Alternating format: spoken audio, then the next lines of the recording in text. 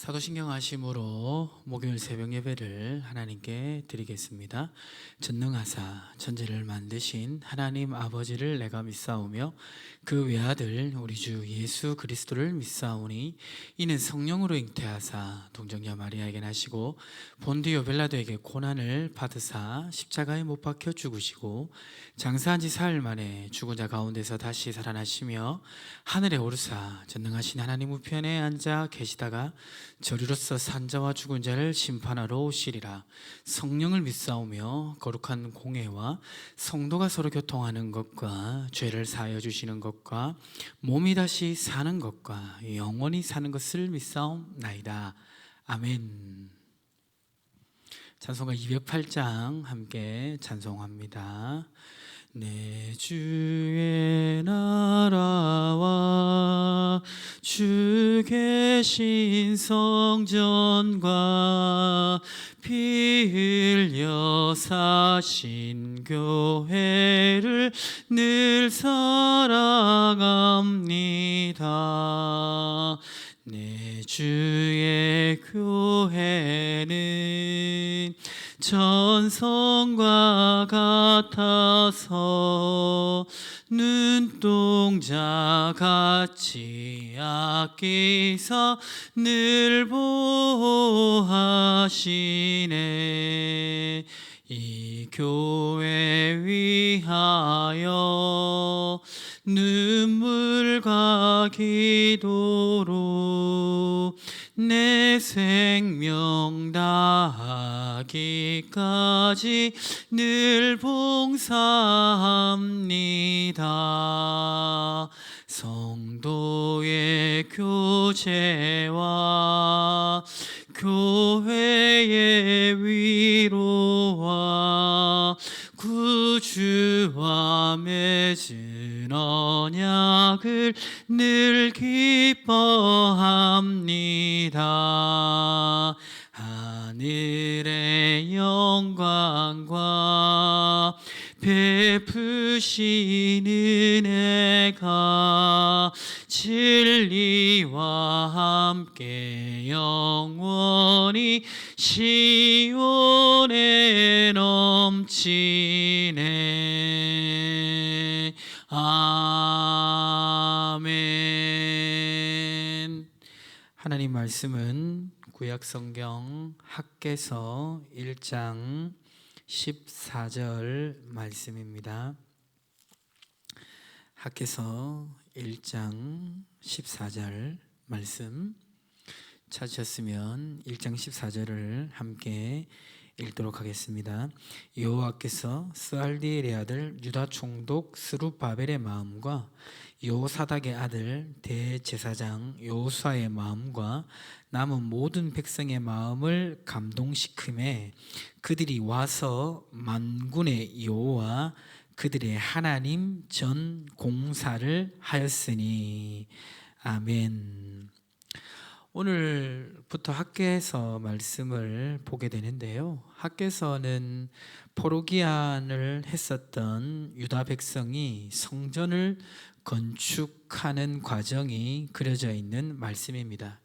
하나님께서는 예레미야의 말씀대로 바벨론의 포로 생활을 끝내고 고국으로 돌아갈 수 있는 길을 열어주셨습니다. 그래서 1차, 2차, 3차에 걸쳐서 포로기한이 이루어지는데요.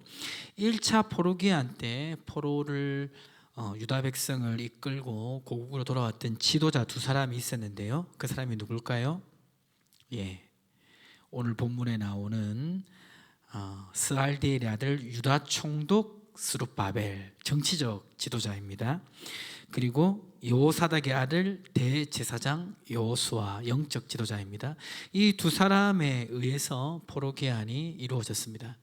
그래서 1차로 포로기한을 해서 고국으로 돌아갔는데요. 고국으로 돌아갔지만 그들의 삶은 여전히 영적으로나 환경적으로 황폐되어 있었습니다. 성전과 성벽은 무너졌었고 그들의 삶은 하나님의 진노의 심판의 흔적들을 여전히 바라볼 수밖에 없는 삶이었습니다. 그런데 하나님께서는 포로기안에서 살아가는 이 백성이 그러한 자리에 머물러 있는 것이 아니라 새로운 하나님의 역사를 이루기를 원하셨습니다. 그래서 성전 건축을 재건할 것을 말씀하셨습니다.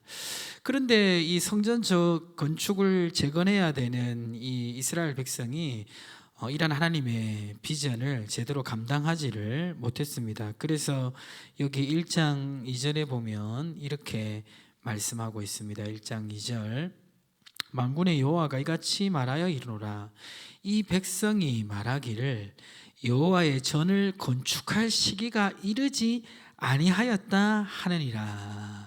처음에 포로기한 된 백성은 성전을 건축하려고 했었습니다. 그런데 이 유다 백성이 성전을 건축하려고 했던 것을 여러모로 방해하는 세력들이 많이 있었어요. 그러다 보니까 아직 성전 건축할 때가 되지 아니했다라고 인간적으로 판단한 것입니다. 그때 하나님께서는 이 성전 건축을 지속적으로 이루기 위해서 선지자 학개를 통하여 말씀을 주셨습니다. 그게 바로 이 학개서의 내용입니다. 그래서 여기 1장 4절, 3절, 4절부터 보시면 이렇게 기록되어 있죠. 1장 3절, 2절, 3절 보시면 여호와의 말씀이 선지자 학개에게 임하여 이르시되 하면서 쭉 얘기를 합니다. 얘기하면서 이제 어떤 말씀을 하냐면 여기 성전 건축이라는 하나님의 일을 제껴놓고 자신의 생업의 문제에만 빠져있는 백성의 문제점을 지적하십니다. 그러면서 성전 건축을 제껴놓고 개인의 삶만 집중하는 이스라엘 백성의 그 삶이 형통하지 못하게 될 것을 말씀합니다. 여기 7절, 8절, 9절에 이렇게 되어 있죠. 만군의 여호와가 말하노니 너희는 자기의 행위를 살필지니라. 너희는 산에 올라가서 나무를 가져다가 성전을 건축하라. 그리하면 내가 그것으로 말미암아 기뻐하고 또 영광을 얻으리라. 여호와가 말하였느니라. 9절을 보시면 너희가 많은 것을 팔았으나 도리어 적었고 너희가 그것을 집으로 가져갔으나 내가 불어 버렸느니라. 나 만군의 여호와가 말하노라. 이것이 무슨 까닭이냐? 내 집은 황폐하였으되 너희는 각각 자기의 집을 짓기 위하여 빨랐습니다. 그러니까 이제 하나님께서 이들의 삶을 형통하지 못하게 하신 제일 큰 이유가 뭐냐면 하나님의 성전은 여전히 황폐해져 있는데 그 전을 건축하는 일은 멈추고 자신의 개인의 삶에만 집중하는 이스라엘 백성의 죄를 얘기한 것입니다. 그러면서 10절에 계속해서 보시면 그러므로 너희로 말미암아 하늘은 이슬을 그쳤고 땅은 산물을 그쳤으며 이렇게 돼 있고 11절에 내가 이 땅과 산과 곡물과 새 포도주와 기름과 땅의 모든 소산과 사람과 가축과 손으로 수고하는 모든 일에 한재를 들게 하였느니라. 그러니까 하는 일이 제대로 안 됐다 이 말씀이지요. 그러면서 이제 하나님께서 성전 건축을 먼저 해라. 성전 건축을 함께 해라.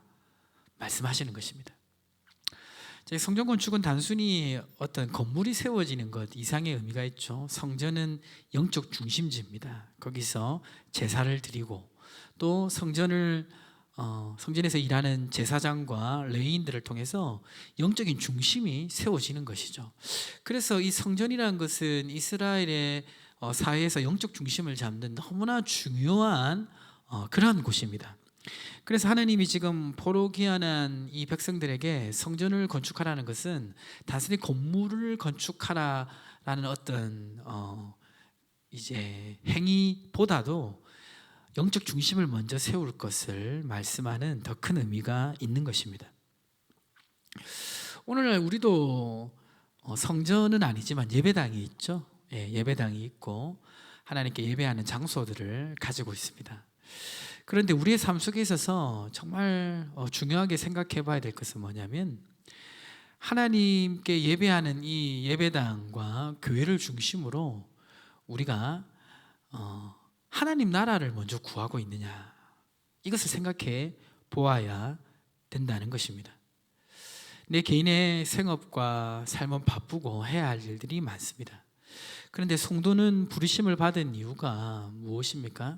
하나님께 영광을 돌리고 또 복음을 전하고 그것이 바로 성도의 가장 귀중한 우선순위가 되는 본분입니다. 그래서 마태복음 6장 33절에도 먼저 그의 나라와 그의 의를 구하라 이렇게 되어 있습니다. 그러니까 성도의 삶에 있어서는 개인의 삶을 열심히 살아가는 것이 중요하지만 항상 영적 중심을 먼저 잡아야 되고요. 그리고 하나님 나라의 일을 먼저 힘써야 됩니다.